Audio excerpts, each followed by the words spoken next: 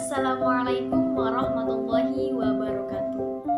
Perkenalkan, nama saya Wairunisa. Saya mahasiswi di IAIN Syekh Nurjati Cirebon dari jurusan Akuntansi Syariah semester 2. Mungkin di sini saya akan sedikit menjelaskan mengenai materi Good Corporate Governance dalam perspektif Al-Quran. Yang pertama, salam hormat saya kepada Bapak Kuis Atik selaku dosen pengampu mata kuliah etika bisnis dan tata kelola perusahaan. Apa sih Good Corporate Governance itu? Bank Dunia mendefinisikan Good Corporate Governance sebagai kumpulan hukum, peraturan, dan kaidah-kaidah yang wajib dipenuhi yang dapat mendorong kinerja sumber-sumber perusahaan untuk berfungsi secara efisien guna menghasilkan nilai ekonomi jangka panjang yang berkesinambungan bagi para pemegang saham maupun masyarakat sekitar secara keseluruhan. Organization for Economic Cooperation and Development juga mendefinisikan Good Corporate Governance sebagai sistem yang digunakan untuk mengarahkan dan mengendalikan kegiatan perusahaan. Corporate Governance juga mengatur pembagian tugas dan hak kewajiban mereka yang berkepentingan terhadap kehidupan perusahaan, termasuk para pemegang saham, dewan pengurus, para manajer, dan semua anggota stakeholder. Forum for Corporate Governance in Indonesia juga mendefinisikan corporate governance sebagai seperangkat peraturan yang mendefinisikan hubungan antara pemegang saham, manajer, kreditor, pemerintah, dan karyawan stakeholder internal maupun eksternal lainnya. Sehubungan dengan hak dan tanggung jawab atau sistem di mana perusahaan diarahkan dan dikendalikan. Tujuan dari corporate governance adalah untuk menciptakan nilai tambah pada para pemangku kepentingan.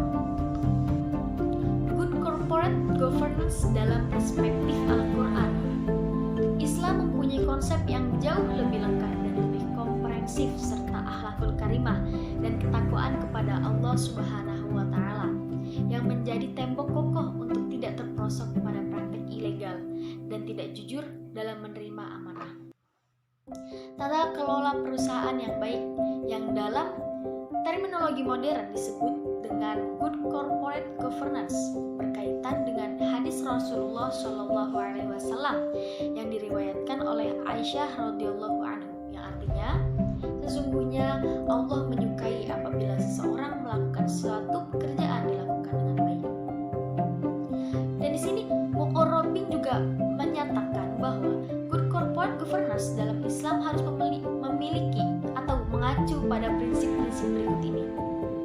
Yang pertama yaitu ketauhidan atau tauhid. Yang kedua, takwa dan ridho. Yang ketiga, keseimbangan dan keadilan. Yang terakhir yaitu kemaslahatan. Nah, kok bisa tauhid menjadi prinsip Good Corporate Governance? Nah, di sini saya akan menjelaskan sedikit mengenai ketauhidan. Tauhid merupakan fondasi utama seluruh ajaran Islam.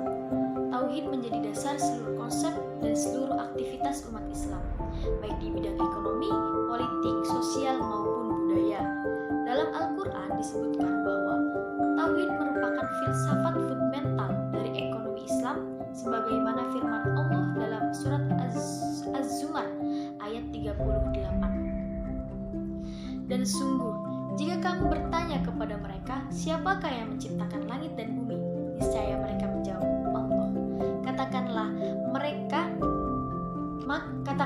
maka terangkanlah kepadaku tentang apa yang kamu suruh selain Allah. Jika Allah hendak mendatangkan kemudorotan kepadaku, apakah berhala-berhalamu tidak itu dapat menghilangkan kemudorotan itu? Atau jika Allah hendak memberikan rahmat kepadaku, apakah mereka dapat menahan rahmatnya? Katakanlah, cukuplah Allah bagiku kepadanya. Bertawakal orang-orang yang berserah diri. Dan yang kedua yaitu ridho dan takwa. Prinsip atau azas takwa dan ridho menjadi prinsip utama tegaknya sebuah institusi Islam dalam bentuk apapun. Azas atau takwa kepada Allah dan ridhonya. Tata kelola bisnis dalam Islam juga harus ditegakkan di atas fondasi takwa kepada Allah Subhanahu wa Ta'ala. Selanjutnya yaitu keseimbangan atau keadilan. Tawazun atau mizan, keseimbangan. Dan al-adalah yang artinya yaitu keadilan. Adalah dua buah konsep tentang equilibrium dalam Islam. Tawazun lebih banyak digunakan dalam menjelaskan fenomena fisik, sekalipun memiliki implikasi sosial yang kemudian sering menjadi wilayah al-adalah atau keadilan sebagai manifestasi tauhid, khususnya konteks sosial kemasyarakatan, termasuk keadilan ekonomi dan bisnis. Dan yang terakhir yaitu kemaslahatan. Secara umum, maslahat juga diartikan sebagai kebaikan atau kesejahteraan dunia dan akhirat. Para ahli usul fikih mendefinisikan sebagai segala sesuatu yang mengandung manfaat, kebaikan dan menghindarkan diri dari mudarat, kerusakan dan